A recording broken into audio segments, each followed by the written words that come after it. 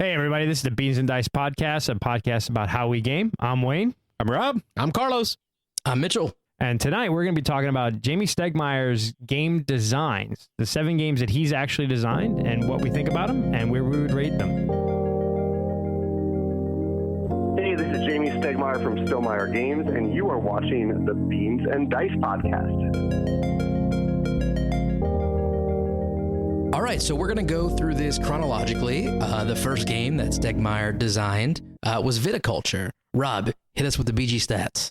All right, Viticulture. It's got a 7.5 rating on the BGG. Overall rank 228 out of 158 out of strategy games. It's 2 to 6 players. Recommended, it says best at 3 to 4. It's about 90 minutes playtime. And weight is 2.93 on a 5-point scale. Publisher, Jamey Stegmaier. Stegmaier Games. Designer, Jamey Stegmaier and Alan Stone. Published when? Oh, you wanted the year on there? 2013. So that's his first one, 2013.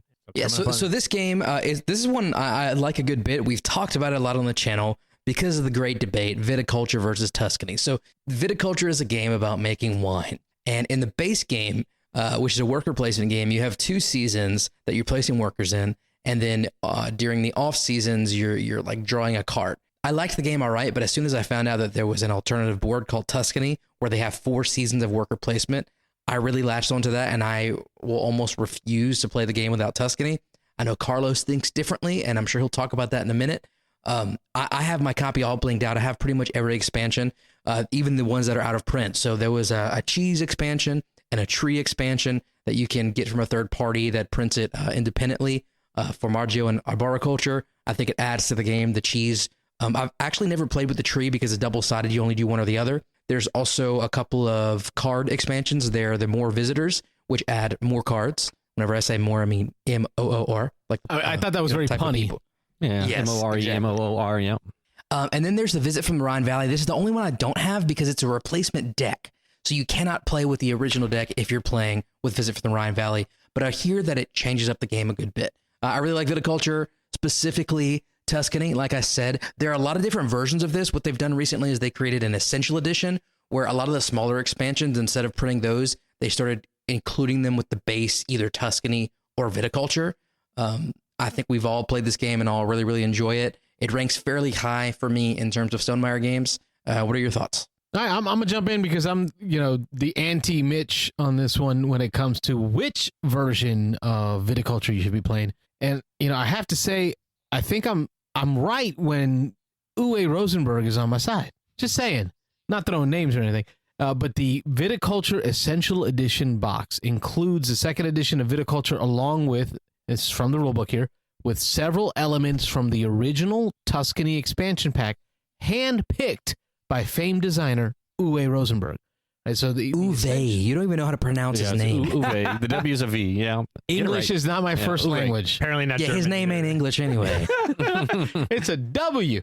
But he chose these expansions, these cards to bring into this game. So it feels like this is, again, essentials, and I get it. There is a Tuscany's essential, but we are not the same. We are not the same. So he didn't design the game. He just picked some out of the game that he likes, and you're putting a lot of stock in that, huh? But go ahead, Wayne. Well, I think the counter argument I would give there is I own original Viticulture and original Tuscany, and everything else ever made for the game, and I think what he did is he picked the pieces from Tuscany that meld into Viticulture, where you should just play the game with everything, right? But the original Tuscany box was modular. And you were meant to not play it all at once. You were meant to add, like, okay, in this game, you're going to add the different visitors. In this game, you're going to add Arboriculture. In this game, you're going to add Formaggio. It was never meant to play them all as one game because it would make the game unruly. So I think there's a difference between having an expansion where there's modules that, okay, this game we're going to play with Formaggio. This game we're going to play with this. This game we're going to play with this. Versus Uwe coming in and saying, if you're going to play Viticulture and all you're going to play is Viticulture, this is just the best way to play it. Right. So, I get your argument. It's a lifestyle choice. It's like, yeah. Do I want to play one game with a set of expansions put into it and that's all I'm going to play? Or do I like to mix and match every time I play and play a different piece of the modular expansion? And that's what I mean by lifestyle choice, because in my life, I rarely get the opportunity to play the same game differently. right? With different formats, forms, or modules. Like I'm always teaching somebody. So I want to have the ultimate form, the final form, like the perfect form to bring out, teach it, new players, play it, and still enjoy it for me. But I think that's also what a Tuscany Essential does, is it gives you the final version of Tuscany with the bigger board of here's how you play it in the same way. You know, I'm more of a guy as I like all the various. I play with more visitors. I play with Rhone Valley. We play with Formaggio. We play with Arboriculture. We do different things every time because I generally play with people who've played the game a lot, right? So we like to mix it up so it's not the same every time. I can definitely see both sides of the argument. I'm trying to figure out here which side I fall on. I mean, fence sitter. Yeah, I definitely am on this one. I'll have some strong opinions about some of them, but I definitely enjoy the more seasons. That's definitely more gamery. I see what Carlos is saying, that if you're going to introduce fairly new gamers, that you don't want all of that. On the opposite side, I did not super enjoy when we played it at Dice Tower, when we had, with 6 players, number one, so that was a bit much. But then we played with several of the other expansions that I had never played with the various different types of workers that you could recruit, the specialized workers, and some other things we threw in there. And I felt that was a little too much, that was kind of over the top, that was a level of complexity that I wasn't ready for, that I wasn't really enjoying. I kind of like the lightness of it, but I do like having more seasons that you have to plan for, and that you have to kind of parcel out those workers over the full 4 seasons, as opposed to basically 2 seasons that we have here. It's still 4. It's still 4 seasons, but there's 2 seasons that you're really not doing anything. But like Florida. Yeah, that you're not placing workers. Well, yeah, like Florida, yeah. But so I think I'm on the side with these other 2 guys. Carlos, you're a little on your own there, but I can see what you're saying. I mean, if I'm teaching people this, whether they're new gamers or even hardcore gamers, I think I would definitely start out with the essentials. I would start out with the more basic version, and if they loved it and they wanted to move on and take that next step, then we're jumping into Tuscany and doing some other things. But yeah, I'd say with everything thrown in, I think it's too much. But with just the essentials, it's probably a little too little for me. So I'm somewhere in the middle. Mitch, what is it about the Tuscany setup that makes it the definitive version for you? So I like games where the game rewards you planning ahead. Yeah. So typically you start the game with 3 workers, and whenever there's 4 seasons, that means you're not going to place a worker in every season. 1 season at least you're going to have to pass. And so before a season even starts, and sometimes 2 seasons before it starts, I am budgeting where I'm going to be allocating these workers. And that is just a kind of game that I can latch onto, one where you have to be, what's the word, I guess, tactical, I think that's more strategic, that right, long strategy, yeah. And with with Viticulture, I don't get that. I like worker placement games, but I feel like Viticulture vanilla is just like, okay, this is a worker placement game. Whereas Tuscany, it's like, oh, I need to be looking at the really big picture here. Yeah, I agree. There's that extra level of thought in there that you do have to definitely plan ahead a little bit, and you have to be a little more selective of. Sometimes in essentials, I feel like I've got maybe 1 too many workers, and sometimes I'm just let's just throw a guy over there to make a couple of bucks.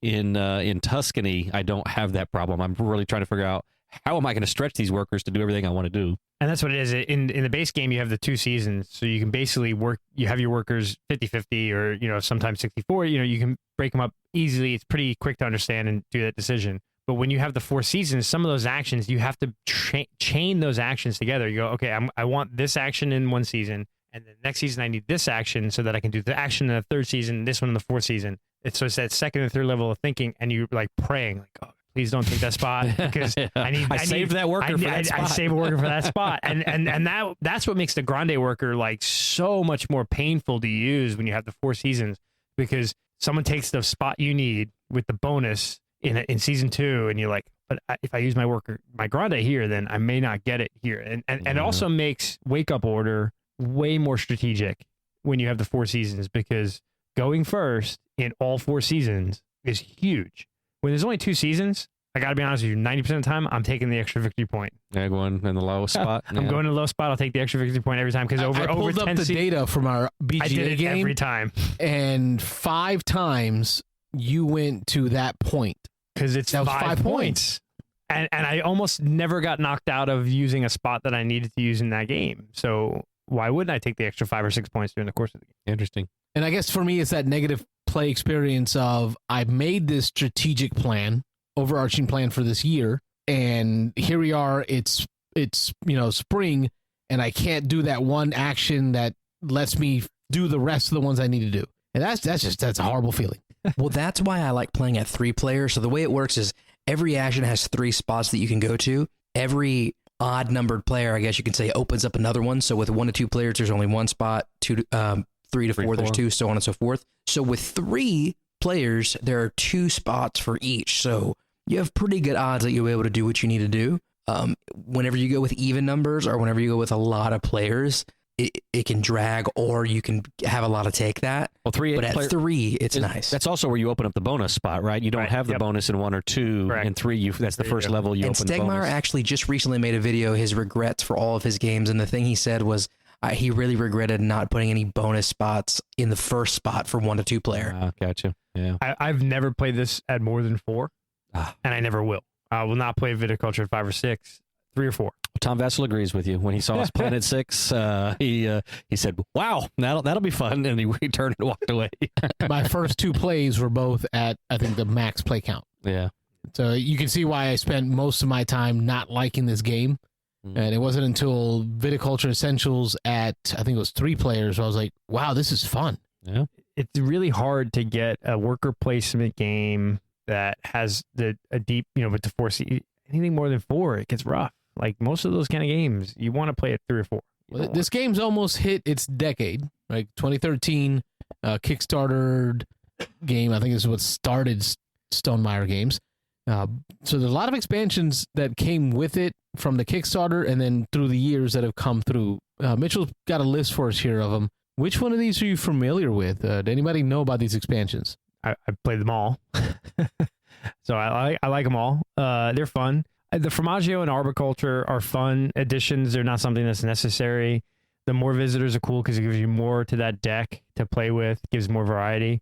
I really like the replacement deck, the Rhine Valley. It's fun. It changes because those cards, and I forget, they were designed by somebody else, I believe. Yeah, I think so. And so there's a different flavor to them, and it kind of changes things up. Because there's some people I play with will play the card game, and they don't make wine, and they play the cards. You throw the Rhine Valley in there, and it changes that play style up a bit. So they're all fun. I actually like the specialized workers sometimes, where you can, when you recruit the worker, there's like 10 different ones to go through. So we enjoy that. I like the mixing and matching of it.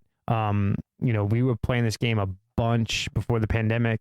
It hasn't played a lot since because we haven't had a lot of game nights, but it'll hit the table again, and it's a lot of fun. So, but yeah, I think all the expansions are fun. They're not necessary, but they add fun and diversity to the game. And there's All right, I think that'll bring us into our next game, unless there are any last words on there's Viticulture. just the Viticulture World coming up. So I mean, this game's not over, right? This game's not over. it's more to come, And more to come. if I kickstart, or not kickstart, but if I buy this wine box with Viticulture World, and next year he comes out with some fancy 10-year anniversary edition, Oh, you'll be I'm gonna be pissed. really mad. I'll be pissed.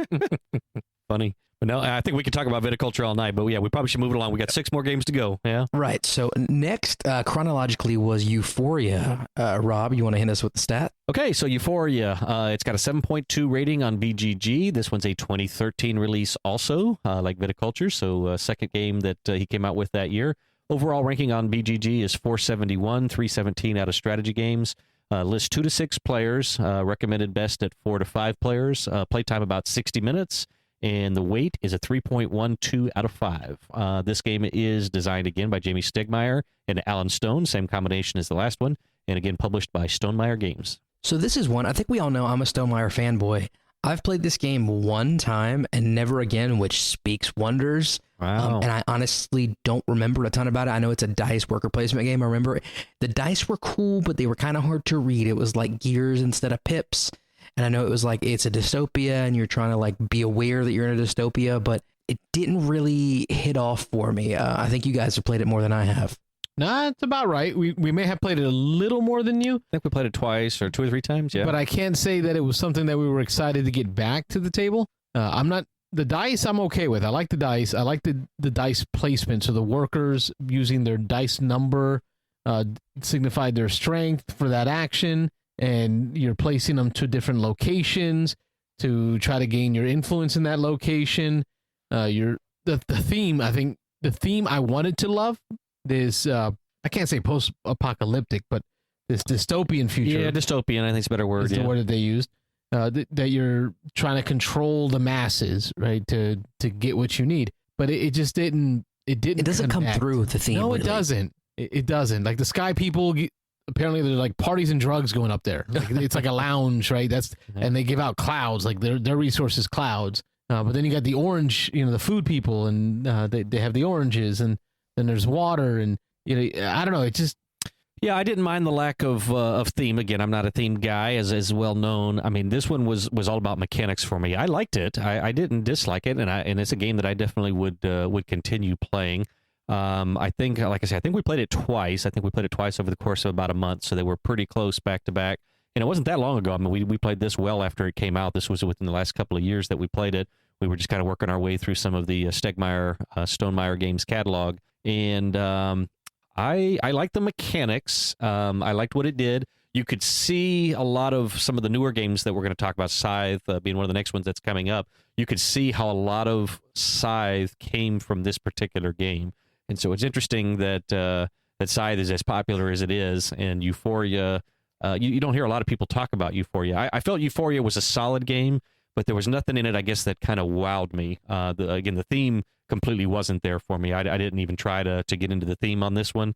Again, this one was all about the mechanics for me, doing this to trigger that, to try to do this, to move up on this stat, or to do this thing. So this one was pretty mechanical for me, which again is kind of up my alley. I mean, that's what I like is a good solid game. But yeah, there really wasn't anything super memorable about this one. This is another one I'd want to play again soon.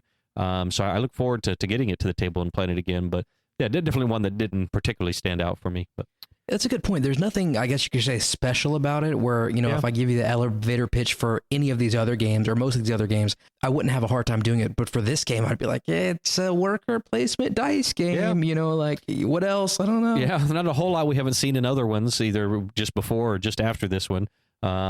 It's interesting, again, and we'll talk about Scythe in a minute, about how certain things in this definitely, it's like, that's where that came from. So that was kind of cool.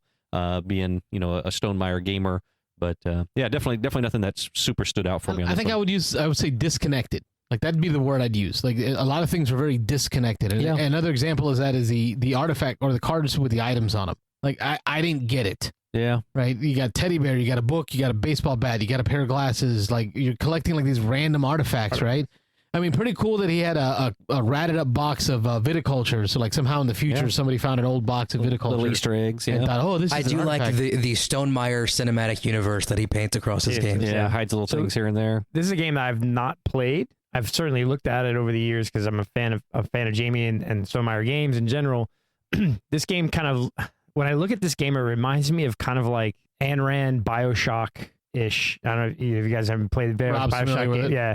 So like, it seems like he was kind of going for that sort of, it's the same kind of feeling. Ayn Rand, Bioshock feel, which is cool. But like you said, though, like just looking at the game, it doesn't like hit the theme as well. I kind of, maybe that's, if he was going for that kind of like, that kind of feel, which is dystopian American, world, the Atlas Shrugged and all that kind of stuff. But it kind of, the artwork's there on the cover, but looking at the components, I'm like, that doesn't fit the artwork. And then, I mean, the copy you're opening here on the table has game trays, so this is definitely a newer copy because I can't imagine game trays were around in 2013. But it seems like maybe it's a game that kind of needs some new artwork in the box to bring the theme home better, maybe. Hey, this is a very subjective statement, but I feel like as I'm looking at this list of games, it's like the highs and the lows back to back, like a range of mountains. Like we'll talk about Scythe in a minute. I'm sure we're all going to rank that high, and we all thought Viticulture was high, and it's like, I guess not everyone in a row can be a winner, Yeah, agreed. I think one thing that I liked about Euphoria was the cards where you had to make a decision. So almost like an event card, kind of like a predecessor to a size event encounter cards. Yeah. You have the two options on the left, one on the left, one on the right, and depending on which one you choose, gives you a different ability. And one usually is a good thing. Another one's like, for example, here this decision is help a friend escape or turn a friend in. right? Kind of brother in. Yeah. So you're kind of making, he's trying to do that story-based decision point. You decide how you want to get your resources. It didn't hit off like I wanted it to, but I like the idea of it. That make it a choice. What I think what we'll see is, what's interesting is you look at maybe other than Viticulture, you look at a lot of his games, you can tie it back to popular culture or books or literature. And so I think, and it seems listening to Jamey talk, he's very well read. He likes to read and watch a lot of different things. So I think a lot of what he reads at the moment influences the game he creates. I'll tell you what, this is hitting differently as I rummage through the cards in the artwork. I think in this last year I watched, was it 1984? Is that the name of the movie, 1984? Yeah. Wow, that flick really blew my mind. But looking at the images in the artwork here, this is very much 1984. Like, we do got to play it again, Rob. Maybe the theme will connect now that I understand the dystopian future that he might have been thinking of when he did it. Get you into the theme, but again, for me, it's still all going to be about the mechanics. Yeah. I just want to play because it was solid mechanics. I liked the way the game worked and the way things interacted with each other. Yeah, So. looking at the art on these cards, it's very, there's what we call equilibrium, which is very a dystopian future where they're burning books and things like that. And so this is very much, again, I go back to Ayn Rand. This game is Atlas Shrugged. Yeah. And here it is. I found the archway, gentlemen. Looking at the tiles. I recently found out that Jamey's hides the St. Louis Gateway to the West. Yeah. Gateway to the West, right? That's the arch. Yeah. Gateway to the West. Sure, yeah. In each game. And here on the tiles, which you can barely see, but on the tiles for the locations, there it is. And clear as day, the arch itself just kind of integrated into the design and the artwork. For Viticulture, we didn't bring it up, but for Viticulture, it's actually the V in Viticulture is an upside down arch. Wow. I know. It blew my mind. Mitchell just realized Cool that. stuff. As we go through these games, let's see if we can figure out if you can remember where the arch was. But a little game in the game. That'll bring us on to Scythe. If you want to hit us with that info, Rob. Here we go. So Scythe, 8.2 rating on the BGG. This is a 2016 release, so 3 years after the Viticulture and Euphoria. Scythe ranked 15 overall on the BGG ratings, number 14 out of strategy games. Scythe 1 to 5 players, recommended best at 4 players. This is 90 to 115 minutes. The weight is 3.43 out of 5, so a little heavier than the last two we've talked about.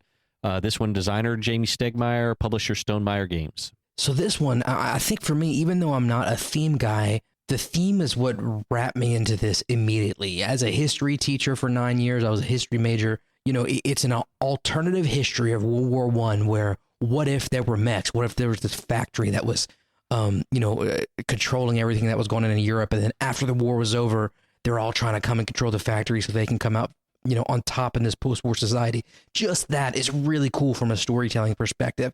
And then the mechanics of this game are a lot of fun. It's basically a kind of a 4X game. I would consider it that. You're building these mechs, you're transporting your workers, but you're also getting resources. There's a ton of really great expansion content. This is another one that I have everything for. The Wind Gambit that adds the airships, kind of like a steampunk kind of vibe. Invaders from Afar is probably my least favorite one, where it's adding the extra factions, because definitively, I think we would all agree there are some factions that are just harder to play than others. If I had to ask you guys right now, what's the best faction? What would you say? I bet you we all say the same thing. Wait, when you say best or favorite, there's a difference. The one that is easiest to win with. Rusvia. Crimea. What do you think, Wayne? I haven't played enough to make a decision on that. Okay. It's definitely Rusvia. You're wrong, Carlos. Yeah, You're wrong. Rusvia. It's Rusvia. That the quasi-Russian, it's the Russian one. Yeah, you can repeat the same action over and over. Action. Yeah. Mm. So, and a lot of those, the Invaders from Afar factions, first of all, I never want to play this game with 7 players, which is the main reason why you might get that. But then those factions, in my opinion, are just inferior because they can't get speed. They can't move as fast. Then there's the campaign Rise of Fenris, which is fun. But what I like is that it basically creates modules that you can put in and out of the game afterwards. There's also the modular board, which I like because once you play this game enough, your first several turns are pretty much just programmed in. Like you do this, then you do this, then you do this. The modular board changes what resources are where and where the rivers are every game. And then there's the extra encounter cards that some of them are really OP and a lot of fun to play with. But Scythe very high up on my list. What about you guys? Yeah, I got to say that the Rise of Fenris, we had a group of, I think it was 7 of us, if that's what it maxes out at. We played with max count, so it was 7 of us, and we played through the whole campaign. We took with several months. We scheduled a game a week. We had to miss a couple of weeks, but we went through it, and I ended up winning. Although I think I only won one of the games along the way, which I forget how many were in the campaign. It was like was it like 12 games or something? And I only won one of them during the campaign, but it all comes down to whoever wins the last one. And I just, luck or whatever, that last game, everything came together for me. I ended up winning. Nick Oben in our group won probably about 7 of the 12. And so I think he was a little disappointed that he dominated us in most of the scenarios as we went through. And then he ended up losing. I think he finished second to me in the final game. But, I mean, that's the way it was laid out. But we had a good time with it. I agree with you that the modules that it allows you to plug in after the fact was cool, that you could keep playing it and keep doing that. Although I think the experience we had with the group of, in our case, it was 7 guys who played it, playing through that, I wish I could remember, I think it's 12 games, 12 scenarios that you play through to go through the whole campaign there. We had a pretty good time. I mean, it was all of us around one big table. Carlos's upgraded deluxe copy of it had all the little upgraded bits, upgraded board, oversized board, all that good stuff, and we really enjoyed it. Again, I don't think I would go back and play through the whole campaign again now that I've done it once. It was definitely an effort getting those people together and having to. I can't believe we did it. Yeah, I mean, it was pretty impressive. That many people. Yeah, 7 people, 7 different schedules. None of us lived in the same household. We were all pre-COVID was an awesome time. Yeah, exactly. So I really enjoyed that. Overall with Scythe, I mean, it's hard to beat this game. It was. I mean, it's an awesome game. It's got so many unique things that it did. Jamey came up with so many unique concepts, mechanics that we really hadn't seen before. The whole bottom action, top action, do one, and then try to do the second if you meet the requirements. Moving a cube from one of your top action to your bottom action to make both the top action better and the bottom action better. I mean, the game has a lot of positive experiences, a lot of positive things that happen. Combat, player interaction is in the game, but anybody who's played this game more than a couple of times will tell you that if you make combat your strategy, you will lose this game because it makes you so weak. And then as soon as you get into a combat or two, whether you win or you lose, somebody's going to sweep in behind you and just undo most of what you've done. So combat tends to be an in-game thing to just put those last couple of points on the board to push you over the top to win. I mean, yeah, there's just a lot of good feelings about this game. This game's just a lot of fun to play. Well, the combat is extremely situational. Like, you see an opportunity, you take it, and then you wait and see what happens. It's not like you're charging in trying to take over the whole map. Not if you know what you're doing, yeah. And I think that's, so the 2 comments I would add is, my first experience with Scythe was at a convention, and I was playing a couple other games, and then there was 3 or 4 people, like a husband and wife and some friends, and they spent like an hour or more setting up everything ever made for Scythe. In this, they pushed tables together, and then they were looking for players, and I'm like, wow, I've never played Scythe. I really want to try to play it. And just everything on the table, every expansion, every possible thing added, most player content ever goes back to like Carlos talking about Viticulture. When you play with like, it was, oh my God, I was after like an hour or so, I'm like drinking from 500. I was like, oh my God, get me out of here. How do I, so this is a game that I really like it. But I definitely don't want to play with every single thing ever and 7 players and too many people, and I think a lot of people misunderstand what this game is, because you guys are saying combat isn't the only thing. So I remember playing that first game and I was like, oh, you got these mechs and you got these armies and it's about area control. Feels like it should be. It feels like you should be fighting like a lot, and you're not. You really can't do that. You really lose the game. It's an economic game. It's an economic game. Like you said, there's a lot of levels to this game and complexity to this game that when you look at it, you don't necessarily think that. You think it's going to be a big, combat, area control maybe, or like, just armies, and it's really not. There's a lot to it, and I like it, but I don't know if I would play with 7 people with everything ever again. 7 people isn't his experience. Again, I don't think I'd like playing with 7 people all the time, but having a full board where everybody has neighbors on both sides of them, keeping them in check, is something. Anytime you play this less than 7, except for the modular board, I don't know if we've actually played with the modular. I know Carlos has had it for a while. We've talked about playing. He may have played it, so he can maybe comment on that maybe. But with that modular board, I think it does cut down. You can play and put, if you have 4 people, you can make them all next to each other. But on the big board, depending on how those factions come out, you may have somebody who's isolated and kind of has freedom to kind of go out and do things on their own and not be bothered, which can affect the game quite a bit. And then one last thing I just want to mention, I see Carlos flipping through images. We talked about Easter eggs in his games. There's Easter eggs all over this game and this board. He's got little hidden things in there. He's got Santa Claus and all kinds of stuff. I think Carlos is flipping through the images trying to find the arch somewhere. No luck. He hasn't found it yet. He's frantically Look right there, the one you have up right now. Those are the viticulture houses. Oh, yeah? Oh, no, look at that. The farm from Viticulture. Yeah, it's a little farm from Viticulture, the little vineyards and everything there from Viticulture. Yeah, very cool. But, all right, we got to throw it to Carlos, so you got to stop looking at the pictures and tell us what you think about Scythe. Oh, okay. So Scythe, much like Wayne said, my first experience was at a con, and it was actually Gregory Rivera at Dice Tower, who did the same thing that you're talking about, Wayne. He set up the full table, put together a whole bunch of tables, got everyone in, and I was stuck in with him. But I was in for the haul. I was like, wow, this is amazing. I like playing at the bigger player count. I also like TI4, right? So it's not quite as long as TI4, but it's at one action a player. I feel like it moves at a good pace to get back around to you. And you know me, I'm a little slow, so I'm taking my notes on what I want to do. By the time I'm done thinking about what I want to do this turn and how it applies to next turn, it's my turn again. So I'm kind of that conveyor belt of thought is always moving for me. When it comes to the modular board, yes, Rob, I do have it. And I think the best thing about the modular board is that it's going to give you that tight feel that we like at the 7-player count. Scales. But it'll scale down all the way to 2. Yeah. Like you're adding less tiles to make the board. So Robert and I have played a 2-player, and it did feel like it's just a solo game, which is cool because you can kind of play around with the different mechanisms of how to make that player board and faction board work. Yeah. Right? It's kind of experiment. But it's too much freedom. So the modular That's board not quite true, Carlos. The board's still going to be the same size, but you can just make sure your camps are right next to each other. Right. Okay. Yeah.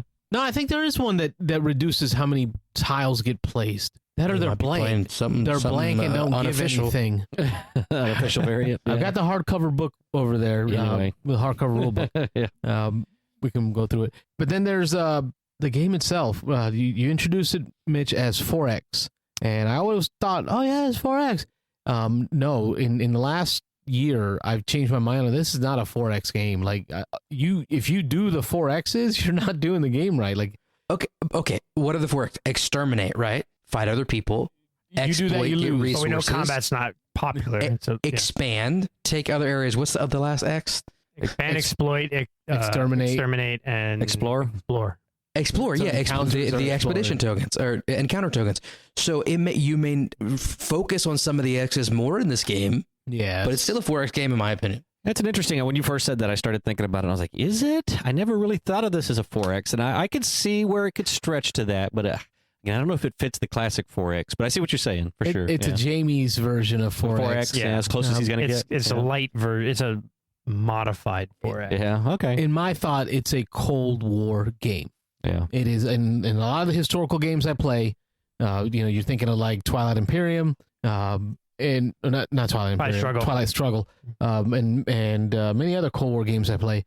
It's about putting the presence there, but not using it, because the moment you use that force, you've now expended that force and you've opened yourself up. That's a good way to put it. Cold War. I like that. It's like I want to threaten. I want to lay it on the table. Bam! I'm threatening it. But really, please don't make me use it. Please, God, don't make me use it. Because if I use it, Mitch is going to come across the table and take everything I have. Can be vulnerable. Yeah. Right. So and that's when I get ticked off because that new player comes in and the first thing he wants to do is start a fight with me. And I'm like, really? Like, I'm going to lose now. Like, I'm done. Like, this is it. I'm going to spend all my mechs and I'm going to be dead. What do you think about the other issue, I think, with Scythe is it's a lifestyle game, right? Is this the kind of game that if you're a Scythe player, you want everything for Scythe, you play Scythe more often than not, and so the entry level, like at that the con I was playing at, I had never played it. Everyone else at the table they had played 100 games. Oh God, it tends to be. So that is it. Is there a barrier to entry to this game for new players? I'll tell you, there's a barrier of entry into the tournament. Carlos tried that. That didn't go so well. Yeah. I Tell think us about that. there's a video up there of me playing. I think I posted one. I may have deleted it. I don't know. I was salty, bro. Well, it's interesting that you mentioned lifestyle because, again, Carlos mentioned Greg teaching us at Dice Tower that year. And I think when we played it, the game had just come out. It seemed like it was maybe 4, 5, 6 months out. And then Greg came over to us and said, yeah, me and my buddy have played this over 100 times. We're logging stats for Stegmaier games. We're helping them, balance the game and all this. And we played it, and then he actually came over to your house a couple of months later. He drove up from Sarasota. He drove up so that we could play it here, and he could show us again how to play it. At that point, he had over 300 plays logged or something of it, and that was in. And that's all he played. Yeah, that was all. That he and played. Great Western Trail. That Great Western Trail. Yeah, I think this is one of those games that is a lifestyle game where you're a Scythe person, you're a Scythe person, and you play Scythe all the time. And we did. I had the broken token inserts, and I got the game on sale at the cool stuff. Was it Cool Stuff? Yeah, their discount booth or whatever. Their Ding and Dents. The Ding and Dents. Yeah. That they had at the Dice Tower. Yeah. Apparently the pallet jack put a hole in the box cover. Yeah. But it was great because Jamey came out with that a special box, so I got to replace it got anyway. the big box, yeah. Before we move on from it, though, I want to make sure we hit. So 15 overall on BGG. We can't ignore this. I mean, so this by far is Jamey's highest rated game. I mean, 15 of all time. What's everybody's thoughts on that? I mean, we've played, I think most of us have played most of the top 25, 30, 40 games on BGG. I mean, is this worthy of 15th best game ever made? I think so. Yeah. I agree. Yeah, I think so. I think there's so many unique things, so many interesting. Wayne's gritting his teeth over here, so we'll let him talk in a minute. But there's so many unique things in this game that we haven't seen in other games that I think it deserves a spot way up there. I don't think it's his best game. Oh, really? Let alone 15th overall. Interesting. I think the issue with BGG is you look at the games that are up there. You have Pandemic Legacy, Scythe, Gloomhaven, right? These big, these are games meant for heavy, hardcore gamers. Does that automatically make it the best game of all time? I'm not so sold on that because there's some lighter games that I think, like if you told me, would you rather play a game of Scythe or something, we could go through some lists. So I think the BGG list tends to favor heavier, bigger, huge games. I don't necessarily think that makes it the best game of all time. Is it a great game? Yes, Scythe is a great game. Is it the 15th best board game of all time? I'm not so sold on that. I don't know. The blending of the Euro game and the Ameritrashy board. That's a unique thing. Dudes on a map that game. is very unique. Like, that's what got me in. Right. Yeah. Not the Euro game. You would have told me it's a Euro. If everything was cubes, yeah. I would be like, it's a nah. Euro hidden as an Yes. trash, whatever you want to call it's it. a dudes on a map game. Dudes on a map game, but it's really a Euro. That's really a Euro. Yeah. But, it's a dude disguised as a dude, acting as a dude. Yeah. I mean, we could, I'm sure we're going to rank them all later, but this wouldn't be my number. If you said you can play one of the 7, what you're going to play, this isn't my number 1. And then we'll find out later why you're wrong. Well, one more thing I want to bring up before we move on. I want to get you guys' opinion on this. So you guys know I'm a player that pushes in-game. So in Scythe, there are different achievements, and the end of the game is triggered whenever somebody gets their 6th star, their 6th achievement. That doesn't mean you win. You have a better chance of winning because stars are worth points. But I've played games where I bust my tail to get that 6th star, and then I end up losing. And that's why I really like the Steam version because it keeps a running tally of what the score is, so I can know, hey, if I end it now, I'm not actually going to win. But I feel like you should get more of a bonus for triggering the end of the game. And actually, in Stegmaier's video saying what his regrets were for each game, he said with Scythe, he didn't like the idea that the game was triggered immediately and you don't get an equal number of turns. And that's why in the Airships expansion, there are some in-game variants that let everybody else take an extra turn. But that's like going in the opposite direction for me. It's like I triggered the end game and now you guys get to do something else, like with the knowledge that this is your last thing to do. What are y'all thoughts on that? Oh, I love it. Like everyone should have. I love games that make sure that everyone have equal number of turns. Because I think it's more fair to have everyone have an equal number of turns. So I really, when a game says, okay, you hit a certain threshold or someone did something and now the game's just ended. That's very abrupt to me. I like when it is. But do you think that because you've had less turns than me, you have the right to know, oh, the game is over now. Now let me see if I can do something that's going to give me a benefit that I didn't get as the person who triggered the end of the game. Although if you should know that you're about to trigger the end, so you should know if I'm triggering it, I need to be pretty confident that nobody in one more turn can beat where I'm at. I'm just saying, I'll say this, it's very rare, at least in my experience, that when you trigger an end game and everyone gets an equal number of turns, more than likely, if the game is designed right, the guy who triggered the end game is still going to win, right? At least I feel like a lot of times that happens. Because they shouldn't trigger it until they didn't know. No, exactly. And I think allowing everyone that last turn gives everyone a sense of closure that makes the game end smoother for everyone. Like when a game, more satisfying. Yeah, more satisfying. Because like there's nothing worse than walking away from a game feeling unsatisfied because like, oh my God, I had this great last turn done. And it wouldn't really have won me the game, but I didn't even get a chance to do it. And there was no ending. Man. It's like it's The Sopranos going to the black screen at the end of the episode that I hate today. You know, end of the series. Like you have to give closure, and I think having everyone at least get that last turn gives closure. And I think if the game is designed right, the person who triggered the end game should win most of the time. And then there's a chance that maybe I've been concocting something that'll win me the game. But, you know, at least that's my experience. Most games that allow that last turn.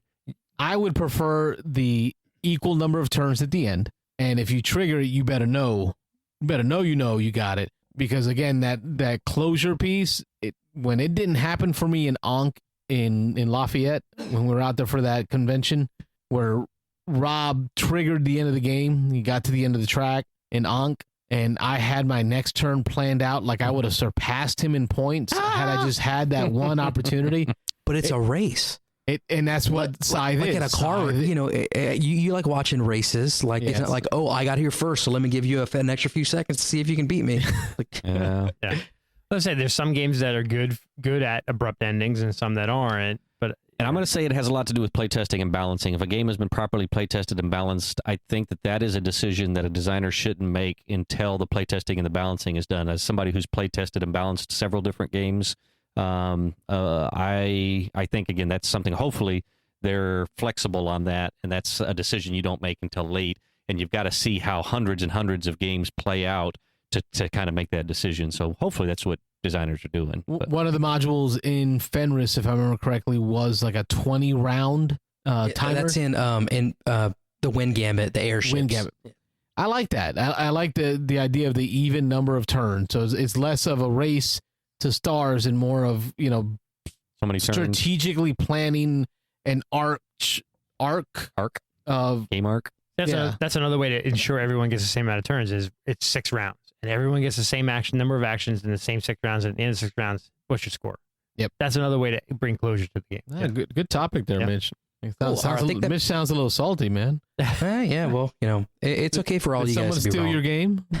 you got the 6 star and someone stole the win? It's happened to me before. Not all the time, but it has happened. And I've played a lot of Scythe. But most of the time, you end the game, and if you trigger it, you win, right? Most of the time. But I think that it is more than just a handful of times that hasn't happened. But anyway, before you guys tell me I'm wrong anymore, how about we move on to the next game? Let's move on. We put Scythe into the ground. All right, next is Charterstone, Rob. All right, Charterstone. It's a 7.3 rating on the BGG, 2017 release. So again, that's 1 year after Scythe. We have a total overall ranking of 397, 292 out of strategy games, 1 to 6 players, recommended best at 6, which is what I've heard on this one. 45 to 75 minutes playing time, and the weight is a 2.84 out of 5. Jamey Stegmaier, of course, is the designer, sole designer on this one, and publisher Stonemaier Games. I think I'm the only one that's played this year. Is that correct? I have been dying to play my copy for a couple of years, and I keep saying I'm going to put together a group, but I haven't. I've read the rules. I know all about the game, but I have not played it. And I missed out. By one of the game groups I know, they started playing this game when I was like away at a conference, so I was out and just never got to join in. And it's like you. Well, if you're interested, you're in. I'm in. Yeah, I'm in. I don't know a thing about it. I have no idea what this game's about. Legacy worker placement. So I had high hopes for this game because it's a Stonemaier game and it's a legacy game, right? Though the theme didn't really get me. You have these cutesy little villagers and you're making a town, right? I wanted to play it because it was a Stonemaier game. My wife saw it on sale on Amazon and bought it for me. I finally got a group together. It was actually at the same time we were playing Oath. And so we would play a game of Oath and play a game of Charterstone. Ooh, 2 completely different things. But anyway, it's like the most basic worker placement game I've ever played. Now, at the time, I mean, it's 5 years ago. I feel like it was probably a relatively new thing to be having legacy games at that time. relatively new, I would say. So the fact that it was a legacy, I think, was its main selling point. But basically, what you're doing as you're like upgrading your city is you're creating new worker placement locations, and they let you do different things. But ultimately, you're collecting resources and spending those resources to keep, putting stickers on your city. A couple things that were unique, and I don't want to give away too much because a lot of this you discover as you play the game, but you get different types of workers that can do better things, which were interesting, but it got kind of repetitive. Like, oh, we open another envelope. Oh, here's another kind of worker whose rules we have to remember now. So the rule book, the way it works is, I gotta admit it's unique. So there's the base rules, and then there are these big spaces in the rule book where as you get more rules, you take a sticker off the card and you place it in the rule book. The problem is it was kind of hard to get started because it's like you're jumping from page to page learning the rules. And it's like, I've never played this game before. No one is teaching me this game because it's a legacy game. Most people don't replay legacy games. Even like, I think I watched the Rodney Smith video and he couldn't say a ton because it was spoilery. So it took us a little bit to get started. And then once we got started, we're like, wow, this is very, very vanilla. It's like place a worker, do a thing. One thing I did like is it wasn't in rounds. So like once you have all your workers out, you can just take a turn to take them all back. Or if somebody wants to go to the same place where your worker is, it just bumps your worker back. So a couple unique things, but on the whole, this was pretty much just like a meh to me. I feel like this game has had like a wave. So when it first came out, everyone was like, oh, a Stegmaier game that's legacy and it's worker placement. And there was huge buzz for it. And then shortly after it came out, there was a lot of negative talk. Like, oh, like you said, like Mitchell, it's kind of bland. It's very samey, repetitive. Once you get through it, you have this unique board that you've created that's replayable, but you don't want to keep playing it, right? And I think like over time, it's gaining popularity again, right? So it came out like gangbusters, then went down in popularity, and I've heard more people talk about it in like the last year than in the last 3 or 4 years. So it's like I feel like people are coming back around to it because they like the idea of a more simplistic legacy game. Yeah, it was like last September, Secret Cabal did a podcast about it. Like, they were jumping all back into it and talking about how much they loved it. Right. Yeah, it's interesting. Again, this is one I've had on my shelf for years. I got this, actually, I think it was one of the years we went to Dragon Con, and we worked at the Cool Stuff booth there. And we got some X amount of dollars to spend on their stuff, and I picked up a copy of it. And I've said for years, again, that I wanted to get together a group. As noted, as I read before, they say it's best at 6 players. You want a max player count on it. How many did you play with, Mitchell? I was playing with 3, and I do agree. I think it would be better at 6 because, you're not using half the board, basically. I think if I remember correctly, there is a mechanic that after X number of games, even if there aren't other players, you do start opening the other area kind of as like a neutral no man's land anybody can go to. Okay. Yeah. And from what I understand, you can use other people's areas, and people upgrade their own areas different ways. And so I think that's why it's better at 6, because everybody will develop their own area, and then you can place on other people's stuff. I can't remember. Do you pay somebody if you go and use their area or something? They get if I remember correctly, and this is, I guess, a little bit spoilery, but I think if you're regular worker, like you can go there with your regular worker, but whenever you start getting special workers, I think they can only go to your own area. So that's the limitation. But that's another thing. So you guys are talking about you're creating a unique board, but you only have, I think it's 6 spaces. And yeah, within a few games, you won't cover that. But once you start getting into 4 or 5 games, then you have to start overriding previous places that you had. Okay. And to me, that was a negative experience for me. It's like, I know I guess it's an engine you're building, almost you could say, but it's like, I got used to this, and like, this was the city that I built, and now I have to destroy it to build more. I didn't like that part as much. Yeah, and that's a huge barrier to entry for this game. If it really sings at 6, how often do you have 6 in a legacy game? Yeah, we did it with Scythe at 7, which was impressive. Like I say, it was an effort to get 7 people together to do that. But the other thing I was going to mention is, again, this was one of the early games where, when, like you mentioned earlier, Mitchell, that this was one of the early legacy games, and it was. If I remember, this was like the 3rd or 4th, at least popular legacy game that came out.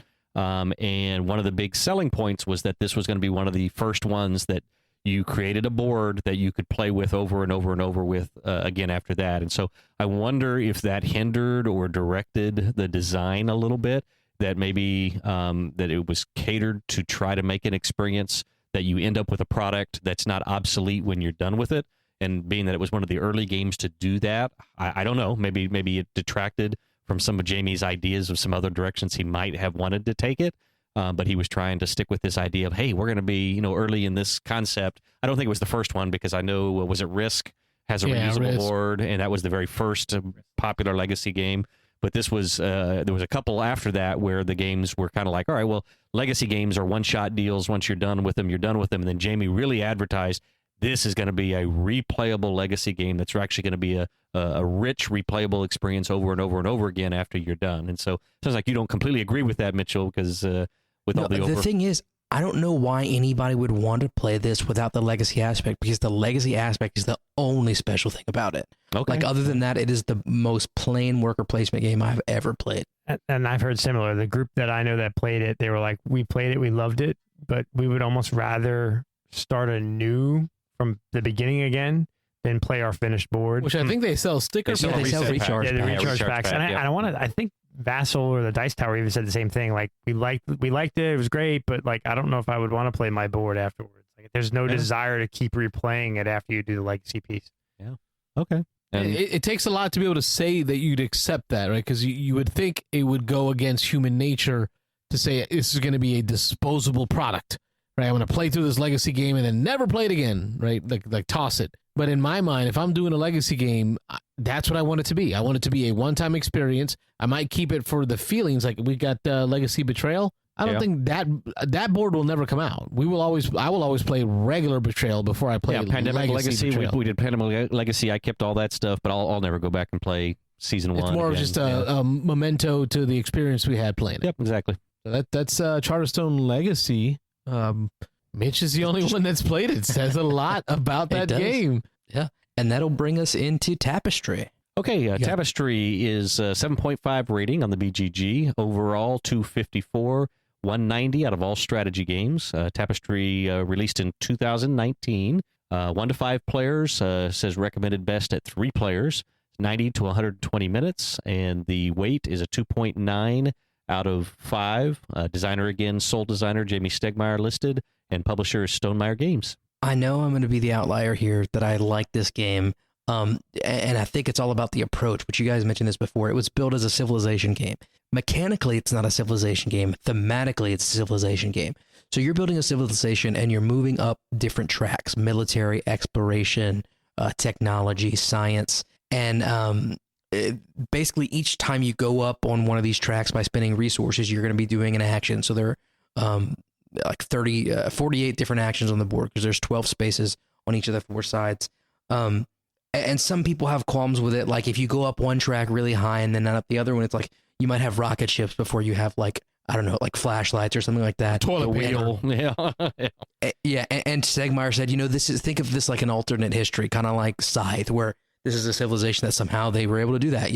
I really like this game. Another thing that people don't like is that, really, in my opinion, it's a resource management game. How long can you make your resources last? Because there's basically 4 quote unquote rounds or like ages. And once you finish your game, you're done, and the other people keep playing. And so that can be some negative player experience if somebody, fizzles out really quickly. But what I like about it is you have that freedom. Like, usually those people who do that, they're going to shoot up and they're going to be in the lead, but then they're going to finish and we're going to keep playing and we're going to overtake them. And it's like, you have to bide your time. Some of the expansions that they added, the Plans Employees expansion wasn't my favorite. It was kind of more of the same, though they added some personal objectives. What I really liked was the Arts and Architecture expansion that came out a while back and added a 5th track. Because, I'm a theater guy. I enjoyed this game. We play the heck out of it. I know you guys are going to roast it now. Go ahead. All right, Wayne, go ahead. My only comment is I think is the attempt here was to take a super complex giant civilization game. Like Sid Meier's Civilization, right, and boil it down. But if I want to play that kind of game, I don't want to play the boiled down version, right? I want to play the full on version of it. I just didn't hit. I played it one time and I was like, it's okay, but there's other games I'd rather play. I'll have to admit, I was completely fooled, bamboozled. I felt, wow. I felt like I was screwed in my player experience on this. I mean, I went into it thinking it was a Civ game the first time, and it's not. I mean, tell us how you truly feel. Bro. Yeah. I think everybody will admit that I like the game. I didn't love the game. I liked it. I've played it probably 3 or 4 times. It was fun. You know, it's track. Robert, on this game box right here, show me where Jamey hurt you. Yeah, where show me where Jamey hurt you. Yeah, exactly. So, yeah, I mean, I felt, and again, I don't know, I'm trying to remember back, you know, it was billed as a civilization game. I mean, I think that's what it was advertised as. And so, I guess it's a civilization game, but yeah, it's as Wayne said, I think Wayne kind of hit it on the head there, that if I'm going to play a Civ game, I want to play Sid Meier's Civilization. I want to build something from one tribe, you know, one guy with a spear into a 2024, you know, launching ships to outer space, you know, walk through the whole 9 yards. I want to have a big, heavy experience, and this took it down to, I mean, you got some dice that you're rolling for some random bonuses at some points where you're just hoping you roll the right thing so you can move on the right track and get the right bonus. You've got the cards that come out that, again, it's kind of the disconnect that, like you say, you may reveal a card that allows you to kind of, as you said, launch a rocket ship, and then two turns later you're taking a card that is the invention of the wheel. I mean, it's kind of that disconnect. It just doesn't feel right. Yeah. And I think credit to him though, he tried to take a game, you know, the huge. Oh yeah, you know, I can see what he was doing. You know, 4 hour, 5 hour long, you know, 4X Civilization, Sid Meier's game, and make it that you can play it in an hour and a half, right? Yeah. Well, you could, but we couldn't for some reason. Yeah, 3 or 4 hours later, we were at like 2.5, 3 hours, and it just didn't feel right. Yeah. I just think you guys are approaching it incorrectly. If this had a different theme, I think you might like the game. Probably. I don't disagree with that. I think if I wasn't expecting, and again, this is, it's hard to separate what I initially went into at that first play, and then we played it a couple times afterwards because I wanted to give it more chances, because now that I know it's not what I thought it was going to be, you know, how is it? And it's hard for me to say how much that continues to tint my plays of the game going forward, but it's not unenjoyable. I mean, it's a thing, but I got to hit before I give up my turn at the table here.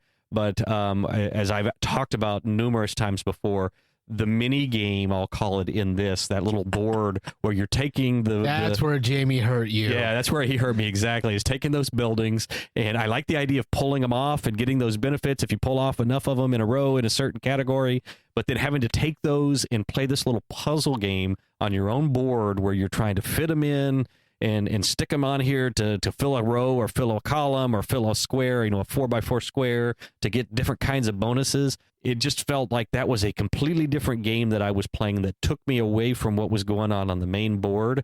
And so now anytime I play this game, I almost ignore that part of the game. Like if I get to take a building off and, okay, I'm just going to throw it on my board down here somewhere. And if I happen to fill something up, I happen to fill something up. But it's too much brain power for me to play that game on top of the game over there where I'm trying to counterbalance where everybody else is moving and stop somebody from moving on this track or stay ahead of somebody on that track. And then now I got to take this piece off and play my own little game over here on this little sideboard. That just felt real disconnected to me. And that was my biggest gripe about the game. Well, I view that part of the game as like upgrades in Scythe. So I'm taking this off of this so that it makes this action better. And then I'm putting it over here. And if I complete something, I'm getting some type of benefit. Yeah. And maybe it's just my perspective on it, but you know, we like that part of Scythe. To me, that's the same thing in Tapestry. Yeah, I can see that. I can see what you're saying. Yeah. It was one more thing for me. I had this competitive thing going on the main board. And Scythe is that way too. I mean, you've got a main board where you're doing that, and then you've got your little player board. I guess, I don't know, there was something about that Tetris fitting a shape in and turning it this way, and then again another thing is not to try to jump all over this game, but those buildings don't fit. They've got round corners, and you're trying to put them on squares on a grid, and they don't fit on right. I'm like, is this supposed to go in here? Is this supposed to take up that space? Yeah, all right, I better back off. He's riled up. Watch him out. Settle me down. I had to get some 3D printed bases for my building. Yeah, Stegmaier said that like the sculptor was working with a prototype version of the game, and it wasn't the exact same size. Yeah. Okay. But I'll step away. I'm gonna yield the floor over to Carlos. So go ahead, Carlos. I like the exploration on the board. I like the combat system. The setup is so simple. The whole knocking over a pillar. I mean, that's easy. You take your pillar and you move it around and you knock somebody else's over to indicate that they got beat, right? And it prevents like that jumping on someone that can happen in a game, because you can only beat a player, I think twice, is it? No, they're one time per tile. One time per tile. So it really does prevent that whole like ganging up on someone to beat them up. I like the tiles having bonuses on them as you explore and you kind of decide which one you want to lay down to get the bonuses. I love the artwork. The artwork really, really gets me. Like I'm looking at the game on my shelf and I want to play it because I love the 4X. It's just, I guess, back like Euphoria, disconnect. The disconnect of the theme and how it plays out. It is so much. It doesn't feel right. And yeah. How the heck do you guys keep calling this a 4X game but not Scythe? Because the combat inside hurts so much. Like most of my 4X games, like you want to go fight, like you want to build up masses of stuff and go break stuff. And I think they both have elements of 4X, right? But, yes. But like Scythe is 4X, but it's not like true 4. I don't know. True 4X is a bad way to say it, but Tapestry tries to take giant 4X civilization games and boil it down. And that's, again, and you know, Mitchell, you've played it more, so I would actually defer to your opinions on it more than mine. I just, you know, it's hard to play a game if you didn't like, oh, this is great the first time and then keep playing it, you know. So probably with a couple more plays, it would move up in my appreciation of it. But I just think it you know, that board and it just didn't do it for me in that gameplay. But it's so pretty. It is. But all of his games are, right? All of his games are pretty. Like, think of it. Give us one of these games that come up that hasn't been well produced. Charterstone, in my opinion. Yeah, it had the but that's an outlier. Yeah, it had a style to it. It had a style, but I think that's one thing is where he hits the mark on all of his games, not just his design games, but anything he puts out. There's a level of production value that even if it's not a hit, you go, wow, that looks really good. I want to play it, you know? But fair enough. Okay, I think we've poo-pooed enough on Tapestry. Let's move on. So next on this list, I have Rolling Realms. Even though it was produced most recently of the games that he designed, it was put out during the pandemic online as a print and play for everybody to play, across the interwebs. And it's basically a roll and write that has all of his other games, different realms that he eventually published because people like so much. And then the coolest thing about it, in my opinion, is that he's allowing like other publishers to have their games added in. This is the only one on this list I haven't played. I think I need to because you guys said you really enjoyed it. But it's just like I don't like the concept of getting simpler mechanics of the same game. Like that's why I wasn't really interested in Ares Expedition. But that doesn't mean I'm right. It's just my opinion. So I'll let you guys take the lead here. Okay, let me hit you with the BGG stats here real quick. So I skipped that. Sorry. That's all right. I was going to say we can edit this in. But Rolling Realms is a 7.2 rating on BGG. The overall is 1,425. Family game rating is 345. It's 1 to 6 players. Says recommended best at 1 to 2. It's about a 30-minute play time. Weight is a 1.9 out of 5. Sole designer, Jamey Stegmaier, and again, Stonemaier Games. All right, we have a review video that should be publishing very soon on Rolling Realms itself. We've played it here at the house with multiple different groups of people and players, so different styles. And every time we've played, it has been a hit. It has been a success. Yep. With all different types of gamers. As a roll and write, I believe it is a solid. I guess I'm echoing what I'm going to say in the video when we do the review. It's a solid roll and write on its own without having to be thought of as just plays of the worlds of Jamey's realms that he's created. You don't have to know anything about the realms to enjoy this solid roll and write game. Yeah. I think, Mitchell, where you're thinking of the game, where you think of Ares Expedition, that's where people will go to. But I think you have to like step aside from that because it's not that you're playing like Viticulture and Tapestry and whatever. It's just how do you take the essence of the game and put it on this card for scoring, and then how does it interact with all the other worlds? That's what makes this game cool and unique. He's taking his entire catalog of games, not just ones he designed, but Wingspan and whatever, and how do you capture the essence of the game in this one little scoring card, and then how does it interact with all the other games? That's cool. And I don't think you have to have played any of the games because there's several of the games that I've never played, and the interaction is pretty neat. So it is at its essence, it's one of a million other roll and writes that have come out in the last couple of years. And if you know nothing of the games, it's a fun roll and write. If you know the games and the essence of those games and how it gets captured and how you can string it along, that's where it really sings. Yeah, and we were late to the party on this one. I mean, this is a game that we've just discovered here in the last month or so, and we've played it several times. Oh, I've had it. I had it from day one release. Oh, yeah.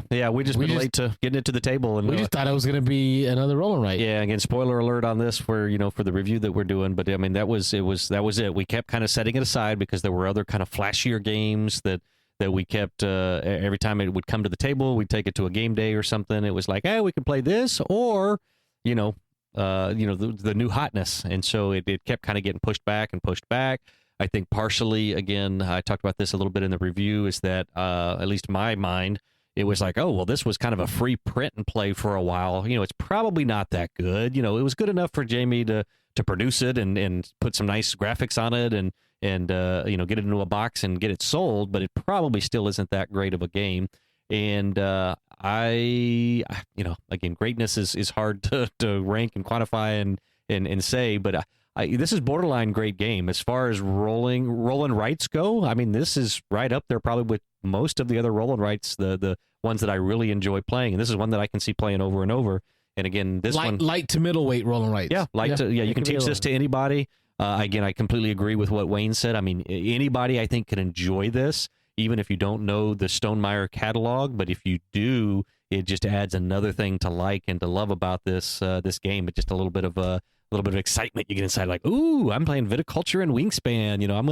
How am I gonna combo these two things up? And then the next game you play might be Euphoria and Scythe. How is this gonna work? How do I collect the resources over here to spend them over there to maximize what I'm doing? And then another nice thing is, again, you play this over 3 rounds.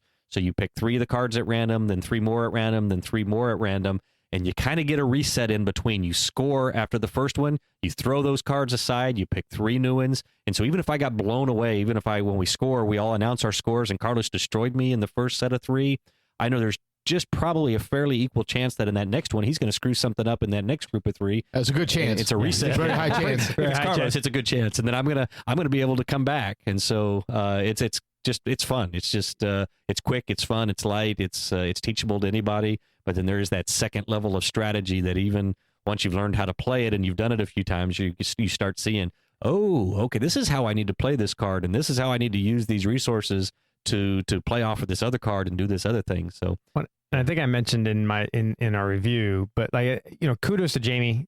Middle of a pandemic, he produced a game, designed a game, and put it out for free. There were a ton of other publishers that did similar stuff. There was a ton of roll and writes, or there was like a Ticket to Ride, like print at home game. So it was very cool that a lot of these designers, a lot of these companies came up with stuff during the pandemic to give out for free to fans. But this is the only one that I know that's been printed, right? Yeah, that I can think of all the various free things that the publishers and game designers and everybody did during the pandemic. So I think that speaks to the quality of the game, that it was given away as free during the pandemic, but it became popular enough to warrant a printing. Yeah, for sure. That, or I thought it could have been an ego thing. Right? I created this game. I made 18 mil last year. I can burn a few mil and just. Well, I bet you that in our review that Jamey probably has a little bit more of a disposable income out there that some other designers don't have, and so there were probably a few others that if they had that. But he's also a smart man. He's not going to do that and know he loses money. People asked for this game. He's not. He also he made it very clear that those numbers he released were not profit. That was gross. Yes. Oh, yeah. I know. There's net versus gross. Yes. Yeah. but I don't think there's any dispute that he is one of the hottest game designers right now, and Stegmaier is one of the hottest publishers, and so he's doing physically. Pretty You well. mean, Rob?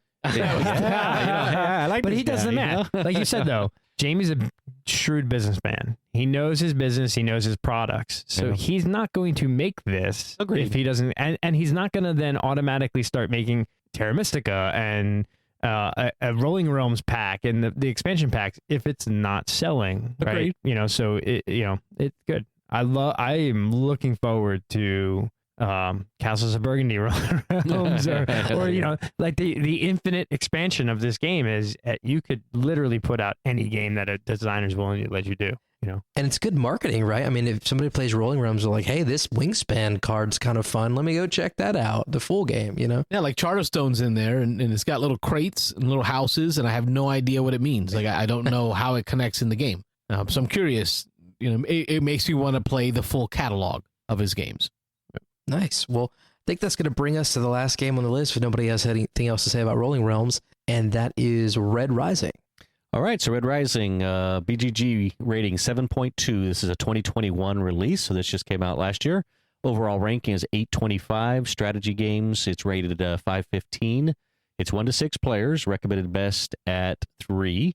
It's 45 to 60 minutes, and the weight is a 2.27 out of 5. This one designed by Jamey Stegmaier and Alexander Schmidt II, and publisher again is Stonemaier Games. I think, Mitchell, before you jump in, I think this is actually the passion project. When you talk about, like, you know, he has a couple $1 million sitting around and he you know, wants to create a game. I think this is the one that he read the books, loves the books, wanted to create a game based, and so he designed the game around his love of the books.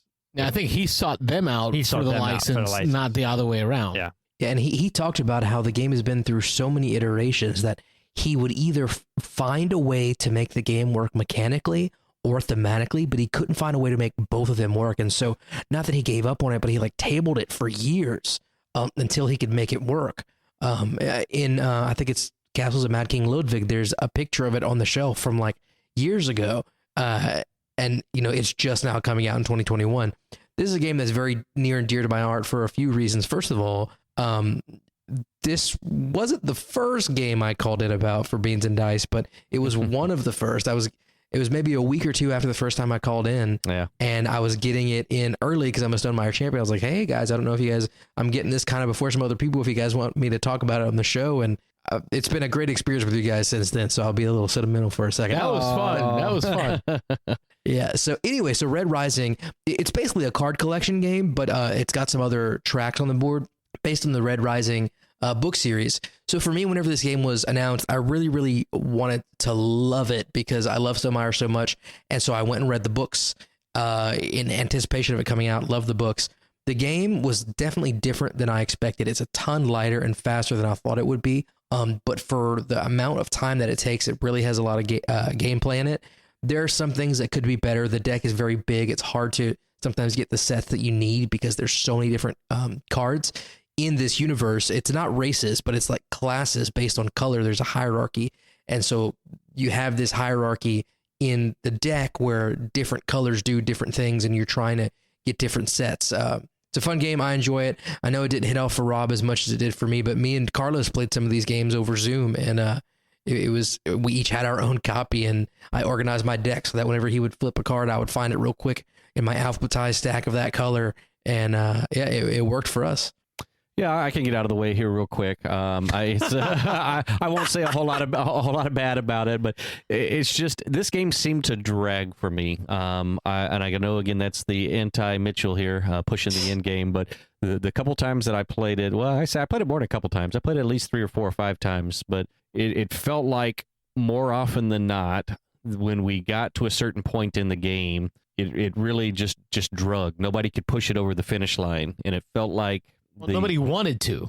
Yeah, like, maybe that's it. Yeah, like I'm not ready to win this, so I'm not going to push it over the finish line. Yeah, and there's a lot of hidden points. There's a lot of stuff you really don't know a whole lot, but you can get some ideas about what people are going for and what people are doing. But there's a lot of stuff, since a lot of it's in your hand, that you really don't know, and so I think that makes people trepidatious about ending the game because there's so much uncertainty with some hidden information about whether you are winning or not winning. You can kind of see some of the points out there on the board and see some of the stuff that people's collected, some of the tokens and things that they have in front of them. But yeah, maybe Carlos is right. Maybe it's just that there's a lot of feeling of, I'm not sure that I've got this thing wrapped up. Maybe I need to secure a few more points. And it just feels to me like at the end, especially the first time I played it, it really drug. I think it was about a 2-hour game. And oh my gosh. Yeah. Well, okay, so I'm playing with Rob, number one. It says a lot. There you go. Yeah. Mike Lorenzo and then Dan Erdzik were at your turn. Yeah. I think we started at 11. Yeah, I was like 1 in the morning. It was after 1 in the morning. We're headed to Taco Bell. Yeah. To after 1 in the morning to try to eat off the the feeling, but yeah, I mean, it just didn't want to end, and it was like I wanted to end it, even though I had a feeling that I wasn't winning the game. That last half hour, I was just trying to find a way to push it across the finish line, just to try to end that game, and that again, that probably tainted my plays after that. I played it at 2, I played it at 3, I played it at 4, and I just haven't found a sweet spot on this one. So I'm going to pass on this for the most part. Is Mitchell the only one that's read the books? No, I read them. You read them? Yeah. Okay.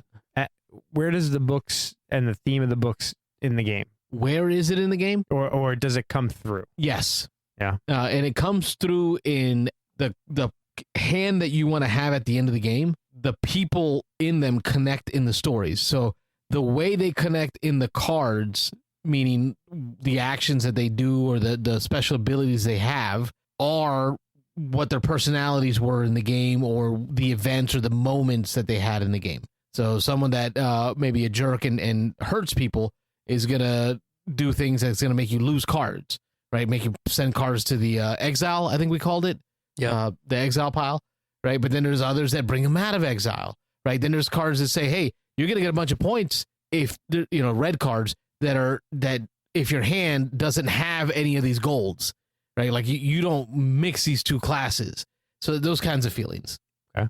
All right. So I get to talk about it too, right? Because Go ahead. I'm trying to remember back to that time frame, whether the books I read first and then found out about the game, or I found out that he was doing the game, so I quickly read the books. I can't remember the order of operations, but I spent a lot of time going through all those books. I really, really got sucked into that whole world, the Red Rising world.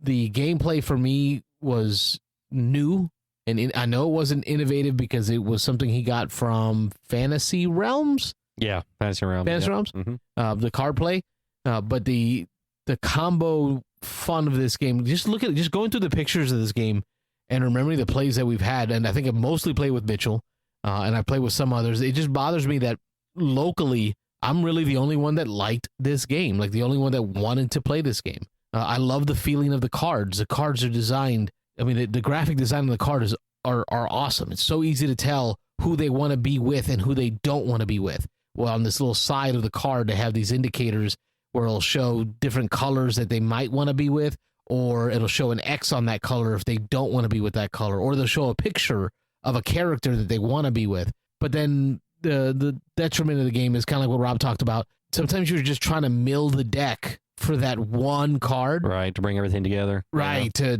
kind of make that hand pop. So you're not going to do anything to end this game. So you're just kind of taking these little actions to try to mill the deck, which I guess kind of feels like Rob and I are playing a lot more of this right now. Lost Cities.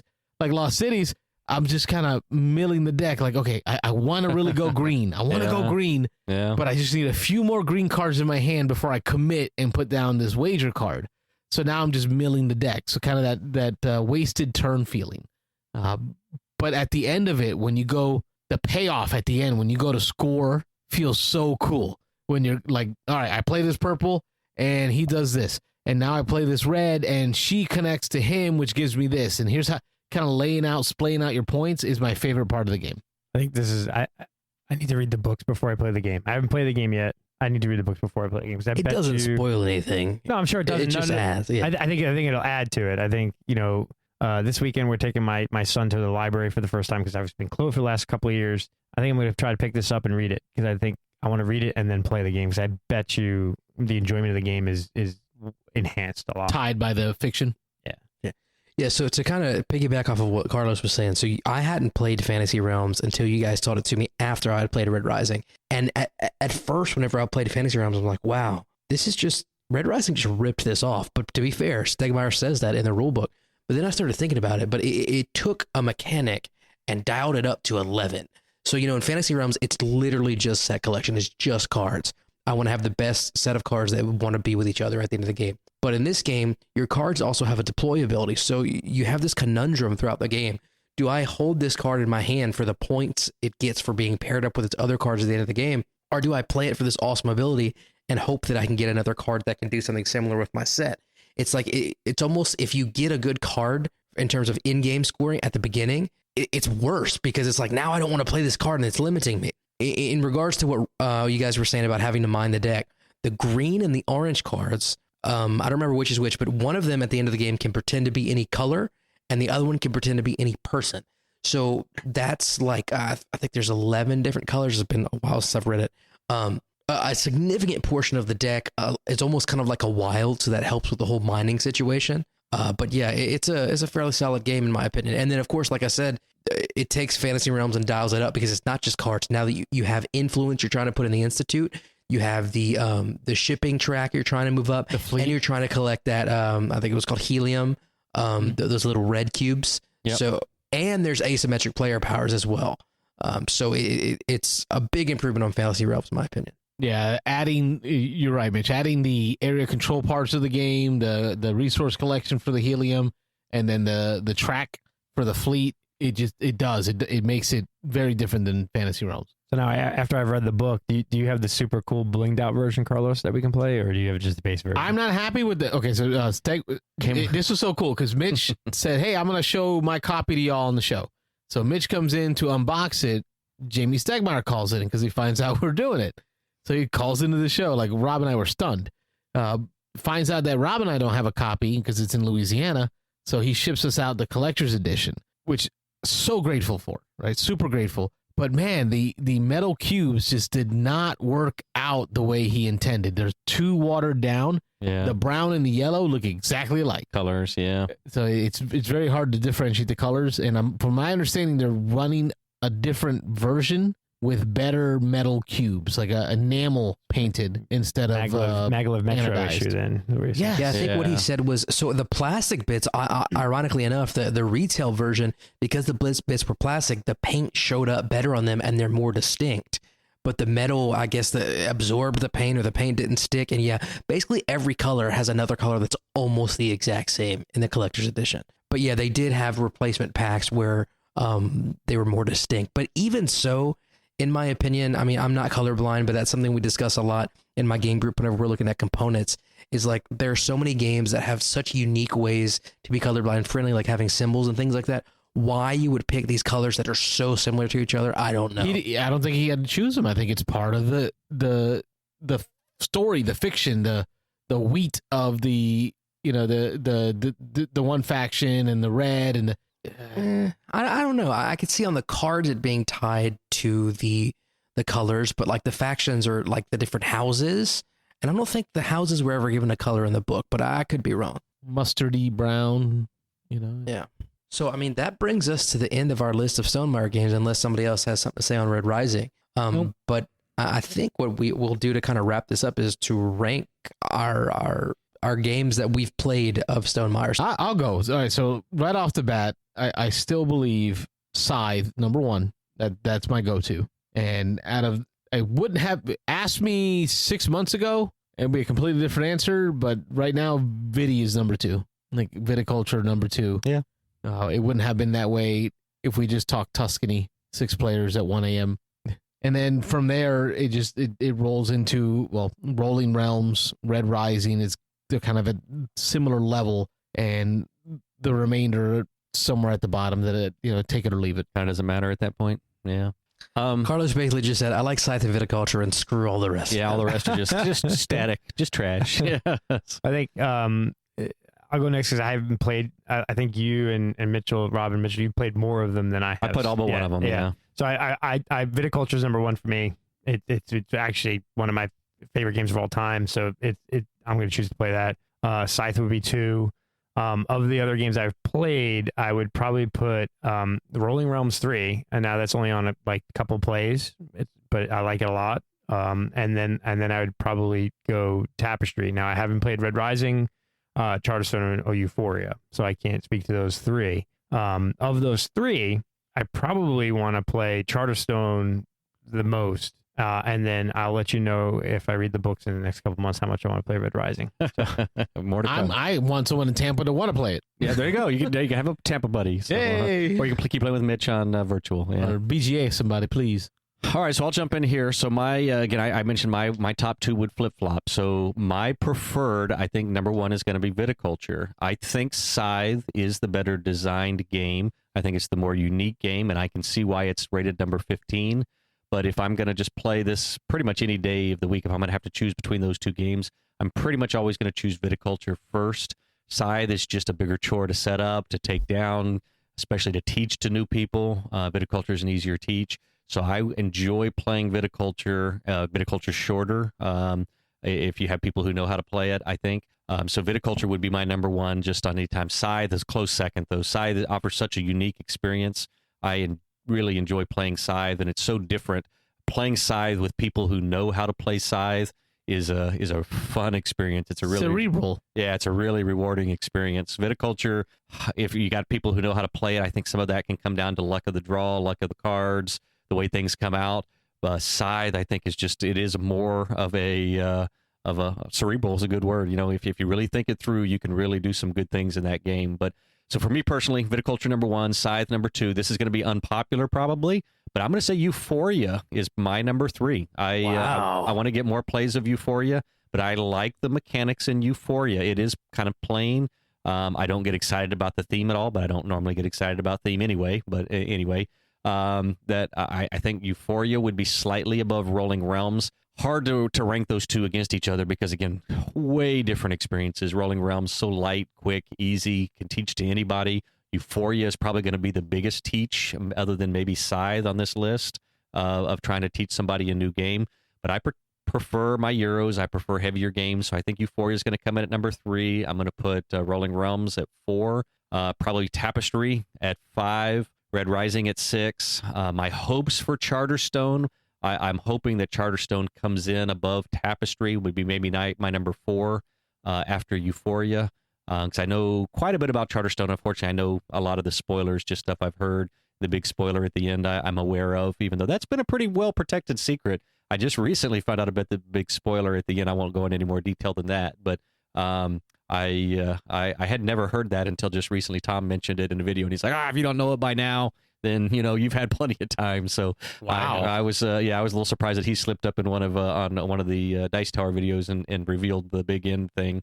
But anyway, so that's my ranking. I think I'm pretty happy with that.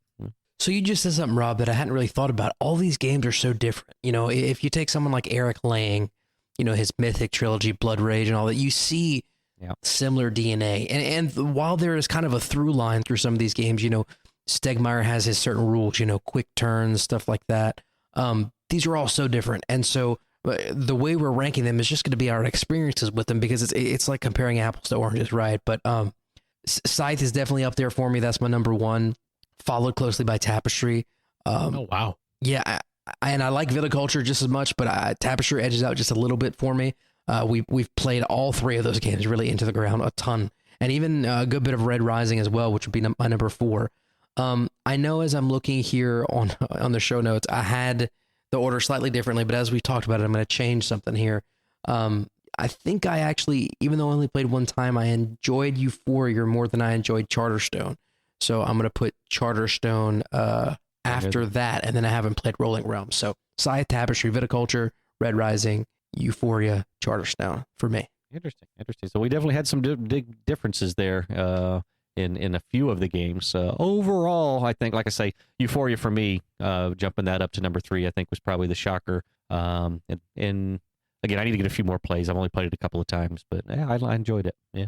7 out of the 10 games that he's committed to make. So we got 3 more before Jamey hangs up his designer hat, right? That's what he said. That's his plan. I'm sure he'll still do development, though. I mean, he plays a huge role in development of games that people bring to him. Yeah. He's talked about how like Wingspan was just a card game before he came to him.